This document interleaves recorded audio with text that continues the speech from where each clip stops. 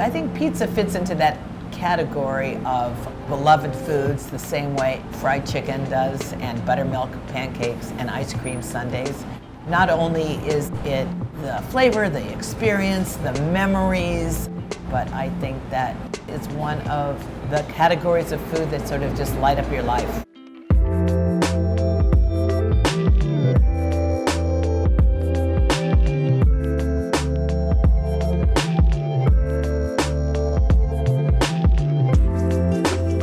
I had already worked in a pizzeria. It was actually funny because the first time when we got our first batch of dough made, Nancy had no idea that I had ever touched pizza dough before or knew how to shape it. So when she saw that happen for the first time, I think you were a little startled and, well, pleasantly surprised. And I think that she knew that at that particular point we were going to be in good hands.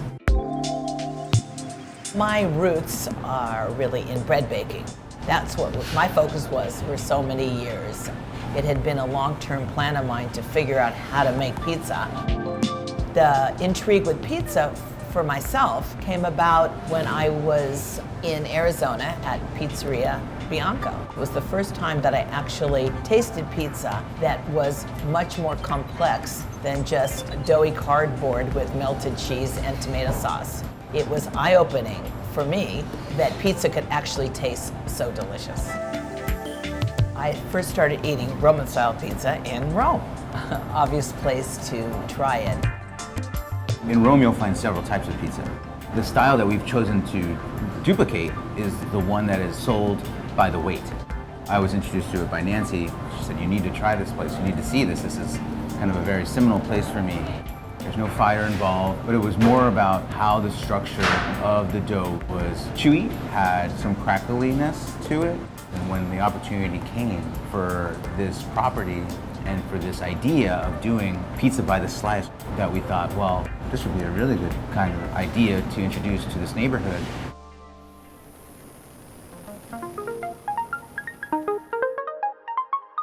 You'll find your margarita, you'll find a pomodoro, you'll find, mushroom pizza, one potato particularly, the potato pizza, which is olive oil, sea salt, potatoes, sliced very, very thinly, sometimes speckled with rosemary. It gets baked onto the pizza. We offer one here. So the potato pizza, as all of our pizzas start off, we knock out the dough and we break them down into loaves, and then we let them proof for roughly about 1 to 2 hours so they can rest, and then they're easily stretched into like 3.5 feet. So the potato pizza is very particular because that's the one where we actually start with the ingredient on raw first. So we take thinly sliced potatoes, we lay them kind of shingled onto the dough, and then we season it with extra virgin olive oil and sea salt, and then we bake them in the oven. And it accordions out into the oven, and then we bake it just for a little while, and then we take it out halfway through, and then we fill in the patches with the rest of the potato, and then we let it rest, and then we top it with mozzarella, fontina, a small amount of black truffle cheese, which is called sottocenere, and we finish it with a little bit of fresh rosemary and olive oil and a touch more sea salt.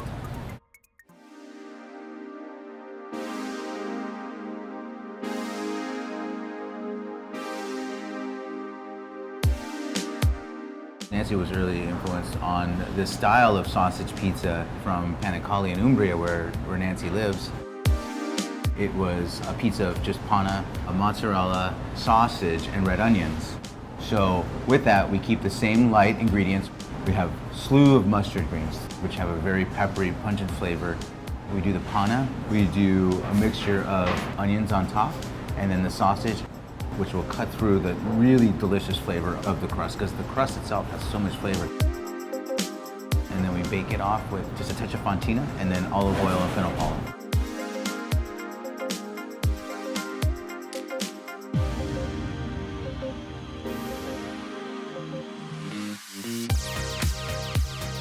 We wanted to make it very authentic all the way up to the way that it was sold. And the way that it's sold in Rome is by the weight, which is really the only way you can be able to charge for a pizza that is that long. These are not individual personalized pizzas. So when I first started going into the Antico Forno Campo de Fiori, they will be blunt with you and just say, how much would you like? This much or that much? And then we go, oh, we want that much, please. And they cut it. And so it was through that experience where we were like, oh man, that is great. But what's important, whatever the style it is that the same care and thought has to go into the crust and what's on top. And that's what makes a perfect pizza.